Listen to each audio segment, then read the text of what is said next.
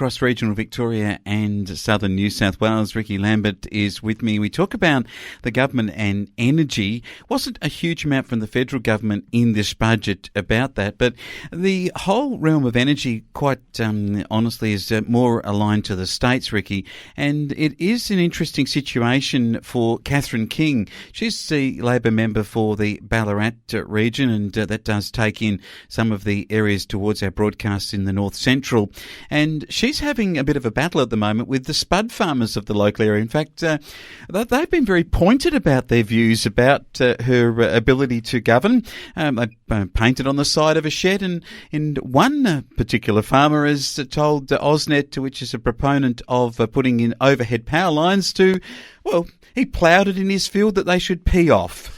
Yeah, there's been some urination advice given also to Catherine King on the side of that shed, and I won't repeat it on air, but you can catch my drift, if you like, about what very strong views have been expressed by a few spud farmers, as she's told us in my interview I had with her earlier this morning covering the federal budget. Here's what she had to say about these particularly very strongly worded views painted on the side of a road for her attention.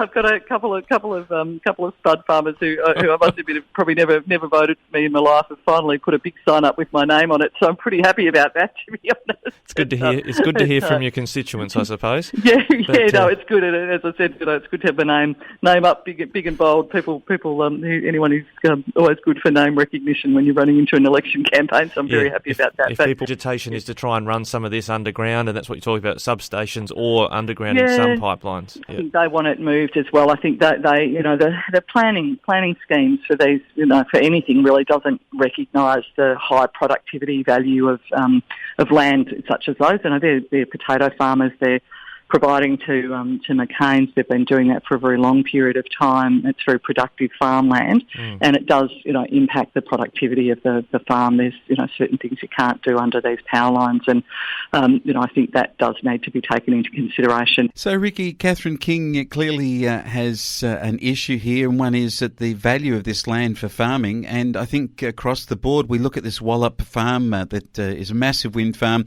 It's at Warwick-Nabil, or just south of Warwick-Nabil. And it is having to reroute that power into the grid, to do so with these incredibly high power and large transmission lines going directly across some of the arable farmland, which in the case of spud farming, they're precluding them from using all of that land. So we clearly have a problem here. Why wouldn't the Victorian government and maybe the coalition at a federal level have budgeted into Catherine King's electorate to underground power? Well, it's a really important discussion because we'll hear on Thursday night from Anthony Albanese delivering the budget reply speech. That's been going on for a while. The leader, not the Shadow Treasurer, giving the budget reply speech. They're going to talk about a $40 billion Rewiring the Nation fund. Now, aged care is getting $17.7 billion over 4 years in this budget, and people are going, wow, $40 billion. And what do they mean by rewiring the nation? It's the very thing that the Wind Farm Commissioner, who's now called the Energy Infrastructure Commissioner, told us on Flow last month, where he said, well, what we're effectively doing is rewiring things so that we're not going from Gippsland and coal-fired power out to the west of the state. We're instead going to take it from the west in renewable energy and send it back to Melbourne and into the east. So this rewiring is actually big transmission lines going over farmland all over Victoria. And might I just add that Catherine King is the Labor Shadow Minister for Transport, Infrastructure and Regional Development. So is Catherine King going to be supportive of Anthony Albanese and this rewiring when it means that arable farmland is going to be crisscrossed with a whole heap of new power lines? That becomes the question that people should understand. And I know in the Riverina, a range of farmers there were concerned about the routing of the interconnector between Wagga Wagga and South Australia. This problem isn't going away. Why, if we've now moved into the 21st century, we got all these abilities to dig these massive big tunnels underneath cities so that we can get bridges and so on, why can't we dig trenches so that we can put power lines underground? Well, there is a very simple one-word answer to that, Wayne. Votes. The votes are not going to be lost by the coalition unless local people do something about it with their vote, they know that they'll hold on to those regional seats. And someone like Ballarat's, the seat of Ballarat is principally about the city of Ballarat. There's the outlying areas, of course, but electorally, Catherine King will probably keep getting elected as a Ballarat Labor MP off the back of the city of Ballarat votes.